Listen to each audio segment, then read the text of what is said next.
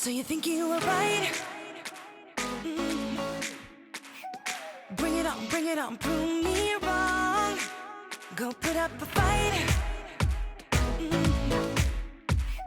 The way I do will knock you down.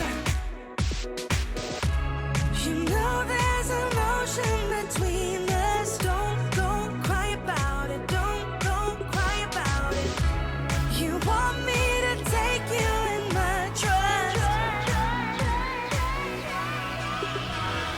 Oh no, you know that ain't the way.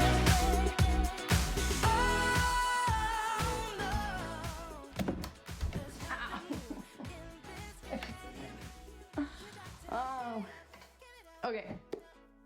So this is the third book, and I have read 3/4 of it, and I've marked off pages that I wanted to share with you all.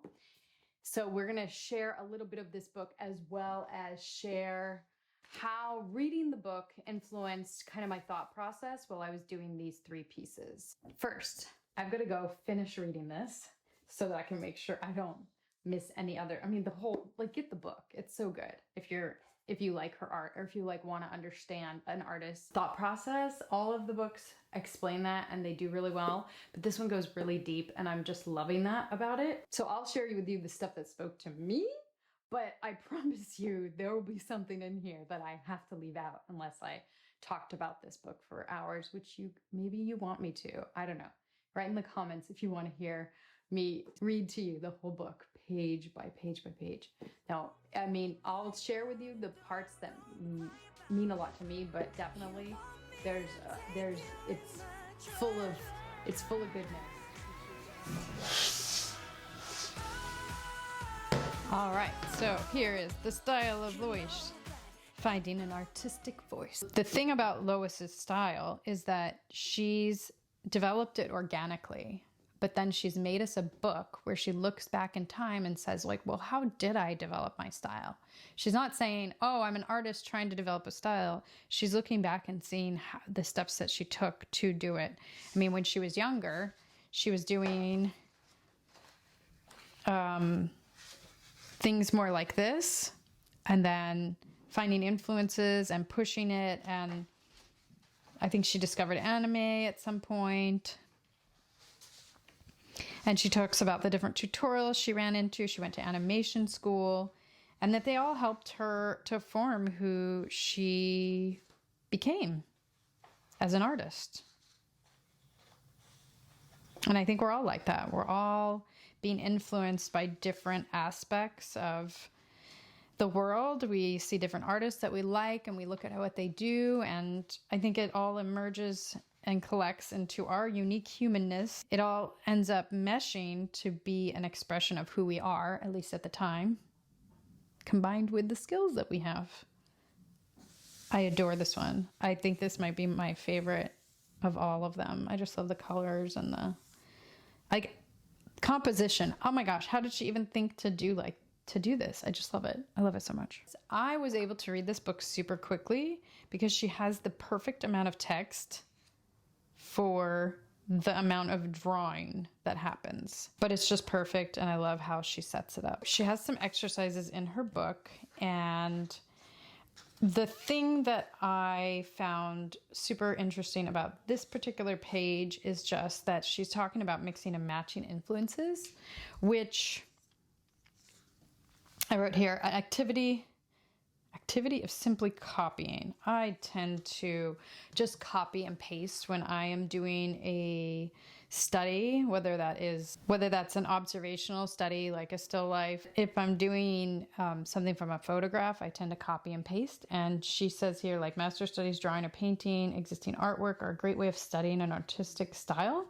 But I tend to get lost in the activity of simply copying what I see. When I challenge myself to mix 2 influences, I'm forced to filter the visual information that I see and make more specific creative choices. This is an indulgent exercise.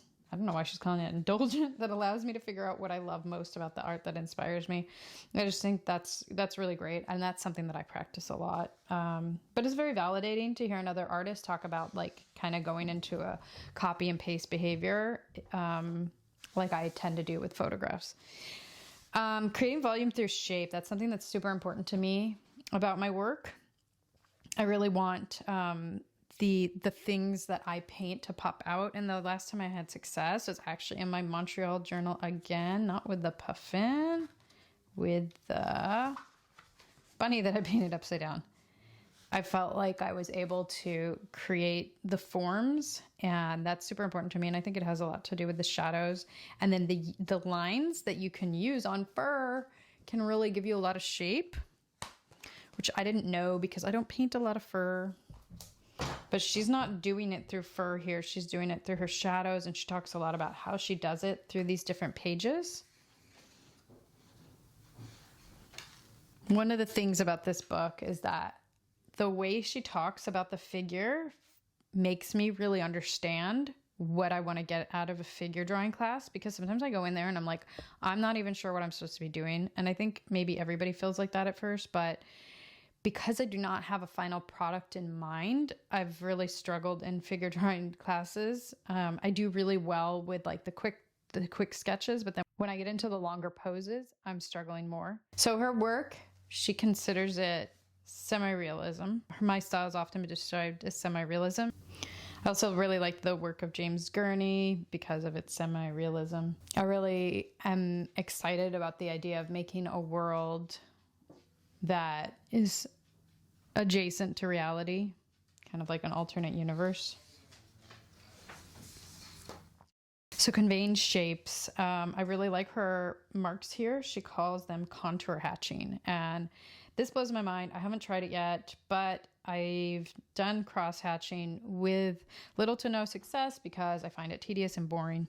And so I really like the idea of adding this into my work, and I'm going to definitely try. So finding your shape language. I love this. This is fantastic. I'm also going to do this exercise, and she talks about painting, a tree. Look at the tree, and then you say like, I'm going to try different ways of simplifying it. And simplification is so hard for me, but she's outlined 5 ways of simplification. I feel like she does like the elongated, stretched look a lot in her work.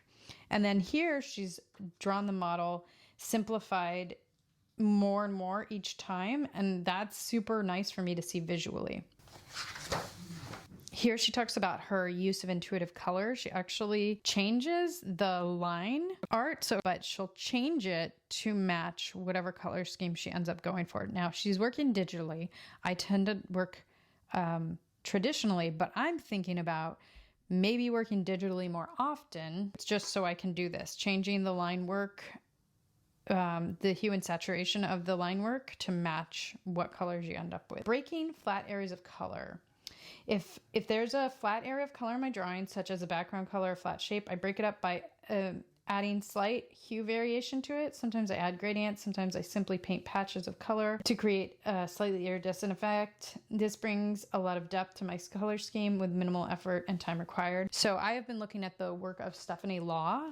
She does a lot of backgrounds that are very dynamic and yet simple. I love this, where it's like a simple gradient effect. This is more what Stephanie Law does. This is putting rubbing alcohol with a toothbrush and like flicking it there and then like seeing the effects it makes. So here's where she's kind of like, I don't know, it's very organic shapes. I naturally make organic shapes if I'm just messing around. So like I did this painting just to experiment with Stephanie Law's backgrounds. And this is just kind of the stuff that if I don't have a reference in front of me, this is just kind of what will come out for me. So Loish says in a future page that she really struggles with making organic shapes, and she's more drawn to the angular stuff, and I'm the opposite. So I've actually wanted to include more angularity into my work to create more like outlines and definition. So she actually had to push herself the other way. Okay, this is so cool. Trying unconventional colors. Like this is like why I loved Loish's work to begin with. She just uses, unconventional colors. And here's an exercise of how to do it. So you put down a color, and then you put a color that isn't what you would expect in the shadow, and then a color that you wouldn't expect in the highlight. And she just shows different ways to do that. So I'm going to start out my digital experiences maybe with this exercise. Here she's talking about putting looseness into her work, and that it was a struggle for her, and that she discovered Art Nouveau, which she loves. Periods that I'm more drawn to are like the Renaissance and the Victorian era. I'm going to study it so that I can drink the Kool-Aid as well and get more into these like organic shapes. Yeah, like this thing here, like that's just what I do naturally. I've got a lot of paintings from even high school where I'm doing this kind of stuff. So I want to see how to integrate abstract work into my realistic work. I think I'd be a lot happier with my work if I could do that. Oh, and then in here, she starts talking about how emotions impact her work, and that for her, she experiences the world emotionally. She's most likely to remember something based on how she felt about it than, I don't know, the realistic colors that someone was wearing or whatever. And I'm the same way. I really identify with that I definitely experience the world much more emotionally than maybe other people do. So here's where she's like, yeah, drawing fluidly was not something that came naturally to me. As a teenager, I lacked confidence in my art and tried to cover up my mistakes with thick contours and heavy cross-hatching. My lines didn't have a smooth, confident quality, so I overcompensated by leaning heavily into jagged and choppy lines, which were a lot easier to draw. Animation school didn't like that, and so she had to learn how to be more fluid. Look at that figure drawing. This is giving me so many ideas of how I would like my figure drawings to turn out. Mine are a lot more flat. Dynamic line work. Okay, this one I found very validating. So her first attempts to catch her flow were focused on line work, same, and more specifically line weight. I noticed that other artists working with ink created movement with their lines by pressing harder at the beginning of the stroke and lightening the pressure as they confidently finished the line, created an elegant swoop. I decided to reverse engineer this effect by drawing all the lines with the same thickness and then going over them again later, thickening some areas and erasing others. I swapped out cross hatching for contour hatching. Okay, so let's go back a little bit. She would make a line and then thicken it or thin it in an area. And that is what I've been doing for like a really long time. And I was, when you're first doing art, you're just like, what is the right way to art? And then you find out, like, do whatever the hell you want. But before I realized that, I would feel like there was a right way. And I don't really like cross hatching, or I like how it looks. I don't want to do it. And so just hearing this, like, it's so validating to hear that another artist just decided, like, this is how I'm going to do it. This is what works for me. And so it was super validating to hear that she does the same thing that I just ended up doing. I experience the world in terms of emotions, and they are the filter through which I make sense of my life. Same. Very much the same. I searched for my own artistic voice throughout art school years and finished my studies with a graduation film about a blank character that stumbled upon a kind of fruit which triggered a change in her emotional world. By creating this project, I learned something about myself. I experienced the world in the terms of emotion. They are the filter through which I make sense of my life. I started to notice that I tend to remember the way I felt about something was happening. A different person might focus on what they were doing, how something looked. It was liberating to realize that everybody has a different lens through which they see the world, because it means that we all bring something different to the table. It helped me to embrace my own strengths, creative and otherwise. More importantly, it helped me to understand and contextualize my own style and embrace creative choices that led naturally to flow forth from my desire to convey moods and emotions. And I think that that's super helpful for me, because that makes me feel so happy. A lot of times I'm like, why am I drawing pictures all day? But when I think about, like, oh, you can create a certain mood or emotion, that is why I love music. It's so transformative. And so if I can also visually transform people's worlds, like, I would love that. I would love that. I would actually want my work on someone's wall if I thought I could do that. Prior to reading this page, I just was like, I really could care less. If my work gets on someone's wall, I'm happy for my stuff to be in books or whatever. I really don't care. And now reading this, I'm like, oh, this is a reason to share, like to create happiness and joy in the world, or to identify with sadness to be able to sit in that sadness with somebody through my art. Like, that's super beautiful.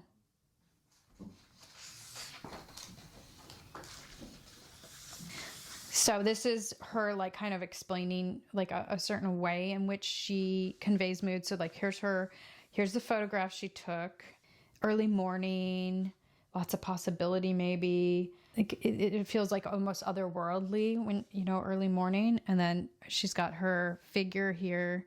They look like they're getting ready to get on the bus. That's what I'm kind of getting out of this. I feel like that's creating that emotional world, like that alternative reality possibility. I don't know if that's what she intended for us to feel, but that's what I'm experiencing. And then her natural forms. She's a lot of nature in her work, and I really love that. The organic forms, visual richness, and endless complexity of nature never fail to capture my imagination. Same. And I love how she's integrating figure into, a landscape. I mean, I would even say that's like a figure in the landscape. That's wonderful.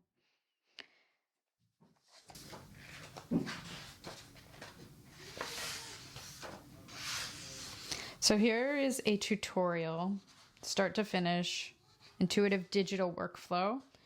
I'm gonna test it out personally, I hope.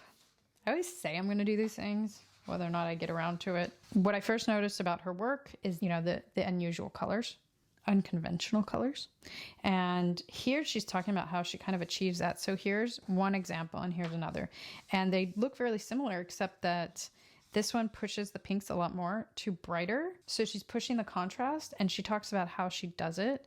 She's got one of her final touches is like pushing the colors more in one direction than another. Since I don't work digitally, I haven't been able to do that much. But if I play around with digital work more, I'm excited to be trying to do that a little bit more.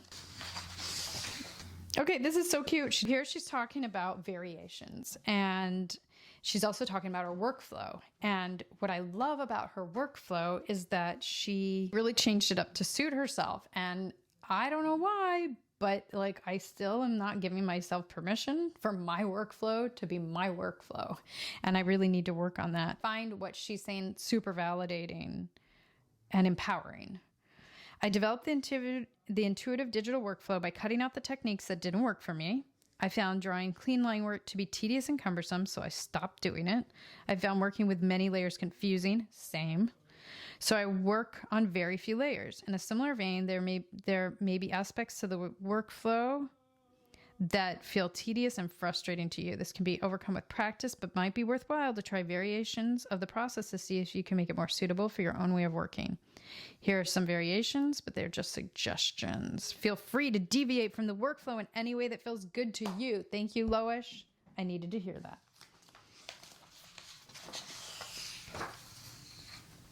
Here, I'm just putting a note for myself that I really like the colors in this one. I mean, I think her work's super cute, but as far as like what I would want my work to be, this is more in that vein. This looks like a fabulous exercise. Basically, she's saying put colors randomly on the canvas and then pull it together, and she gives step-by-step instructions. I think it's a great experiment. Now here she talks about taking her workflow to the traditional. I love that she's got this black background. Some of my favorite sketches are with black backgrounds. Favorite sketches I've made. She says, keep using new tools and new techniques while cultivating awareness of what feels right for you. Try not to focus on what isn't working, but instead build on what works for you. Your own intuitive workflow will emerge from there. I love that. Workflow equals style, I think.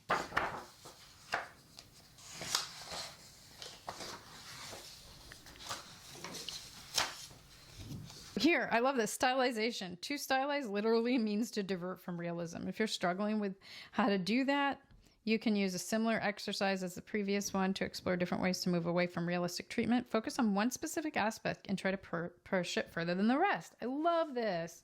Exaggerate the basic shapes. More square kitty. Simplify. More round kitty. Add imaginary elements. The color, the shape. As someone who usually draws realistically when I'm doing kind of a copy and paste behavior, this is really helpful for me because I struggle with simplification.